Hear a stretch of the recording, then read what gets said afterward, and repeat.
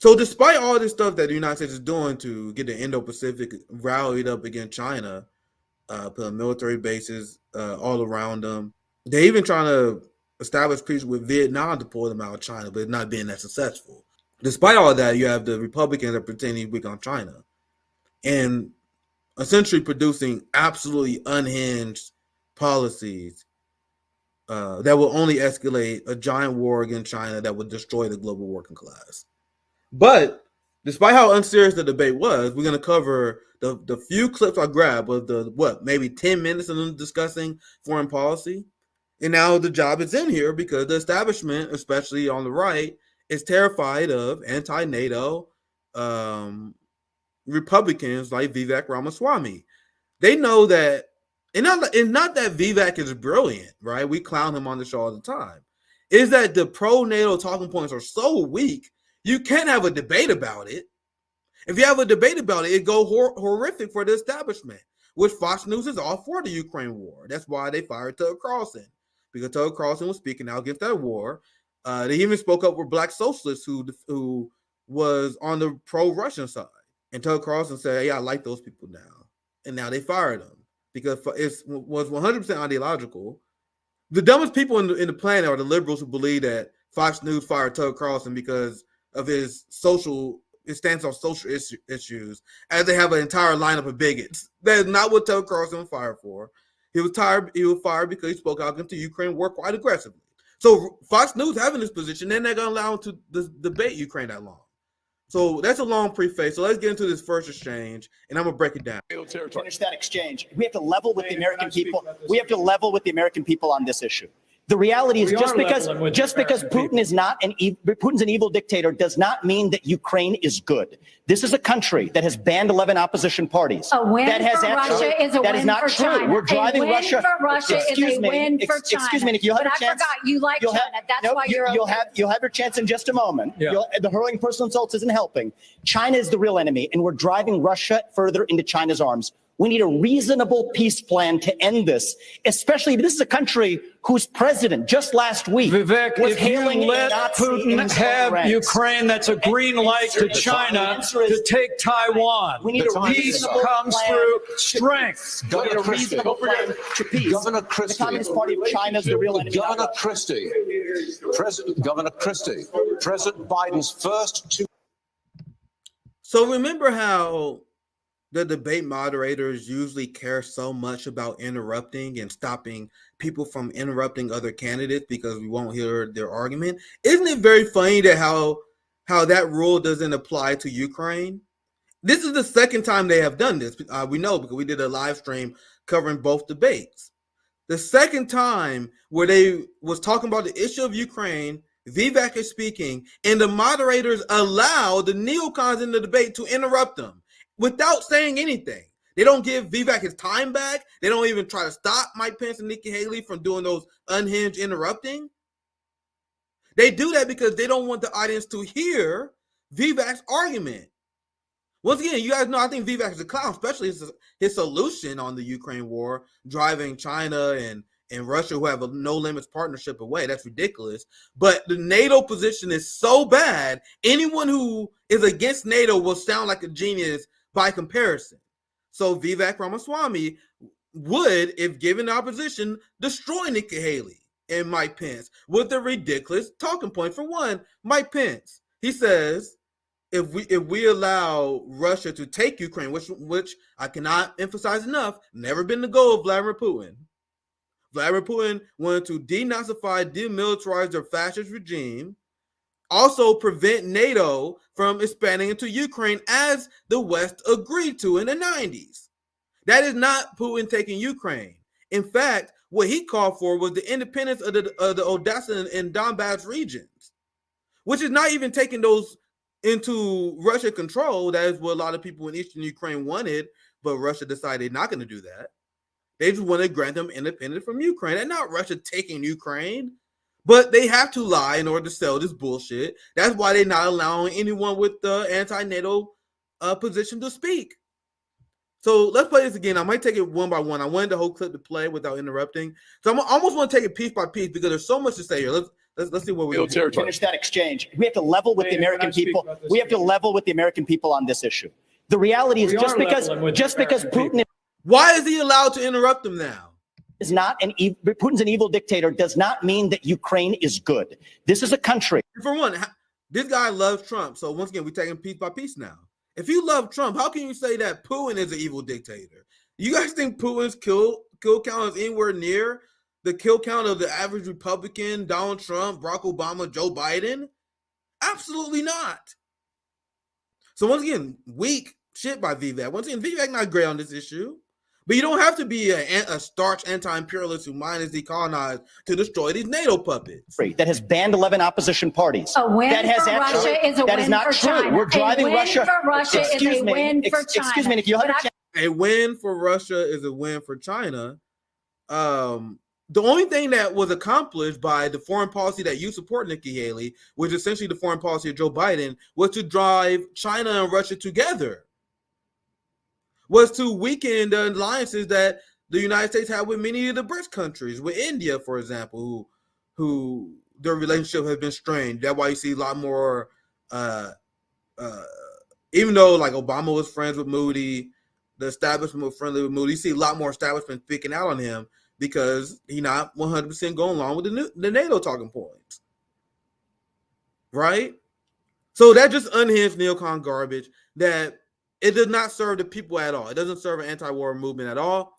Nikki Haley, as we said yesterday, was by far the most unhinged candidate on the stage. And I'm talking about in terms of what the commander-in-chief can control, Nikki Haley was the craziest person on the stage. And of course, you want to know who people like the best?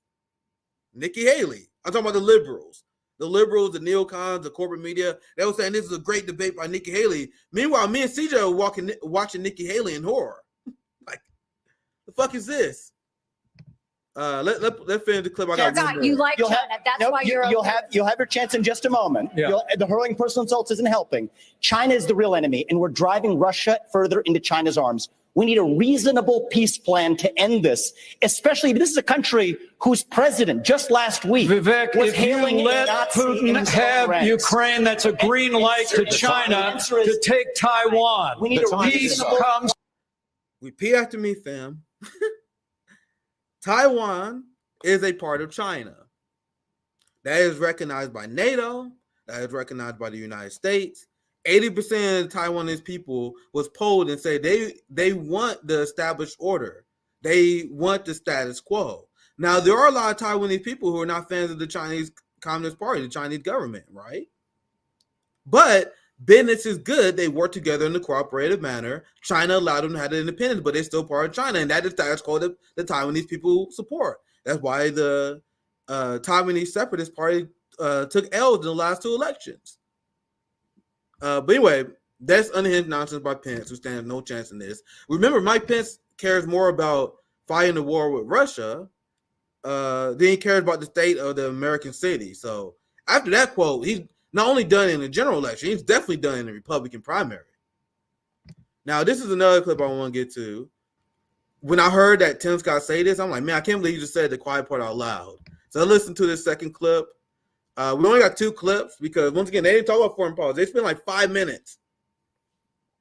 They spent 5 minutes on foreign policy. The rest was like just random digs at China. Well, not like policy, but random digs. So listen. Not a territorial dispute. It's never been a territorial. And I'm sorry, but Nikki Haley says there is not a territorial dispute. You have the NATO chief that quite literally admitted that NATO expanded to provoke this war with Russia. That Russia had an agreement with NATO. If NATO don't expand to Ukraine, they won't wage a war. And then NATO chief said, no, I decided I'm not signing that. So it is a territorial dispute. It's about whether NATO can encroach into Ukraine or not. Whether the West should be able to violate Russian sovereignty, break the Minsk Accords, all these agreements that the West had before. So whenever you see these neocons, these people claim that it's not territorial dispute, that is a bold-faced, aggressive lie. That is quite literally all this is about, because you had Odessa and Eastern Ukraine that do not want to be part of Ukraine anymore after the Maidan coup, after the Odessa massacre, where you have fascists and Nazis in Ukraine slaughtered 80 union workers, right? So they didn't want to be part of Ukraine no more. They had a referendum where they wanted to be independent. A lot of people in Eastern Ukraine wanted to be part of Russia. So now this was completely unacceptable to the Zelensky regime, considering the resources and the amount of their economy. I believe around 40% that was in Odessa in Eastern Ukraine. So they couldn't have them leave the country. So they demanded them using fascist Nazi violence to stay in Ukraine, which any separatist protest movement, anyone who wanted to be part of Russia was violently snuffed out, which led to 14,000 Ukrainians being killed in the civil war of Ukraine.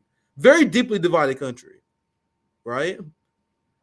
So it is 100% a territorial dispute. I just want to make that clear. Dispute. And 90% of the resources that we send over to Ukraine is guaranteed as a loan. It is not 90% of the money that we send over there is loan. What we can. So I can't believe it. Like, Republicans are so desperate because they're losing their voting populace. They're just saying the quiet part out loud. We talked about before how BlackRock is about to own Ukraine.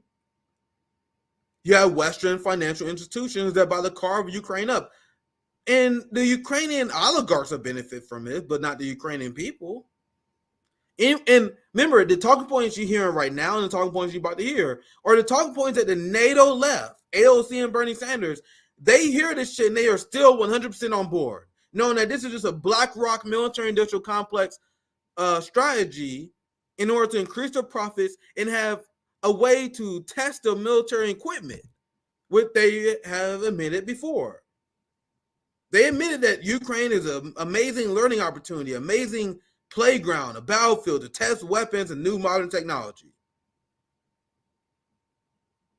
So if you're one of the dumb people in the NATO left, which I believe is malice at this point, because they have way enough time to actually learn about this issue. If you actually believe the United States is in Ukraine in some sort of anti-imperial pursuit in a way to save the Ukrainian people, you're among the dumbest people in political discourse if you believe that. And that is legitimately what Marianne Williamson brings to the table. That is literally what Matt Duss believes. That is literally what AOC and Bernie Sanders believe. Meanwhile, here is Tim Scott telling you the real reason. We benefit at the cost of Ukrainian lives. To Ukraine is guaranteed as a loan. It is not 90% of the money that we send over there is loan. Well, we can talk about this, but at the end of the day, 90% of the money that we send over there is actually in the form of a loan.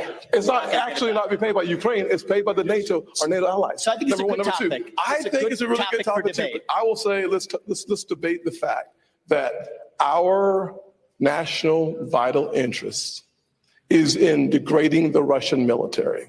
By degrading the Russian military, we actually keep our homeland safer, we keep our troops at home, and we all understand Article 5 of NATO. We have to level with the American people. I thought you said something about waiting until your turn to talk. So at the end of the day, no, finish. Bro, you guys see how they interrupted Vivek. That's why Vivek is interrupting him now. So Vivek is not allowed to speak, but Tim Scott gets his pro-war monologue. I'll be happy to go ahead and I'll respond. I'll look forward to this one right now. So at the end of the day, when you think about the fact, if you want to keep American troops at home, attack on NATO territory would bring us and our troops in. By degrading the Russian military, we reduce, if not eliminate, an attack on NATO territory. Finish that exchange. We have to level with the American people. We have to level with the American people on this issue. The reality is just because Putin is. You guys see how he started interrupting immediately again. So do you guys really, do anyone really believe that that's not coordinated? That Mike Pence, Nikki Haley, all these neocons are not told by somebody somewhere that you interrupt Vivek when he speaks regarding Russia? Now let's get into this Unhinged clip. So for one, you have Tim Scott talking about the real reason why we're in Russia, how much the military-industrial complex benefit, how we have loans that essentially BlackRock and many other financial institutions own. And he mentions how the point of Ukraine is degrading the Russian military. So now you know for a fact that things are going so bad for Ukraine that they now change the objective. Because at first they were like, well, let's defeat Russia. Now it's about degrading the Russian military. at the cost of, once again, how many Ukrainian lives? And is it even working? Did degrading the Russian military work? You have, I saw a speech, a translated speech by Putin, where he was talking about how because of this war that they're essentially waging against NATO and the Nazi scum, that their military industrial complex is firing on all cylinders, right? You got Russian defense budgets that being increased by 70% in 2024. So this idea that the Russian military is being degraded, is that actually working? I would argue I don't think it is. You want to know what's happening? U.S. stockpiles are being depleted. Germany's stockpiles are being depleted. European weapon stockpiles are being depleted. You have NATO allies that say, we can't supply Ukraine with more weapons because we're out. So I don't know the answer to this question, but it seems like you have militaries in the West that are being degraded, not Russia's. I'm going to see if I can find it. You had a Russian, I had a report on this. I actually didn't say this, but the Russian economy is set to grow. Here it is. I found it. Thank God. I hate when I do. I hate when I accidentally forget to save a receipt. But look, the Russian economy expected to grow despite Ukraine war fallout. Now, despite the fact that the Russian economy is about to grow, you have Western economies that are in shambles. You have the German economy that was once, as stated here, once the envy of the world, now the worst performing major developed economy. So now compare this to Russia. Compare this to what is going on with Russia. Russia's economy is growing. Even Western media officials have to admit this now. Russia's economy is expected to grow despite Ukraine war fallout. The country defying expectations and weathering sanctions, but an eventual slowdown is still expected. They've been saying that for months, fam. Listen to this. And the Western cope is fantastic when you read this. Damn, green tea is amazing. Russia's economy will unexpectedly grow this year despite the war in Ukraine, according to a new forecast. The European Bank for Reconstruction and Development estimates the Russian economy will see a 1.5% growth. Now let's compare this to some headlines you're seeing in Europe, where you have the Germany went from an envy of the world to the worst performing major economy. What happened? The loss of cheap gas from Russia. Maybe that played a part of it, as this article would force to admit. And then they're trying to downplay it. One last thing, I'll bring my guests in. I appreciate you for being patient here. The UK economy hit by renewed signs of stress as growth slows. Pound at 6-month low. And they're just scratching the surface about what the UK is going through right now.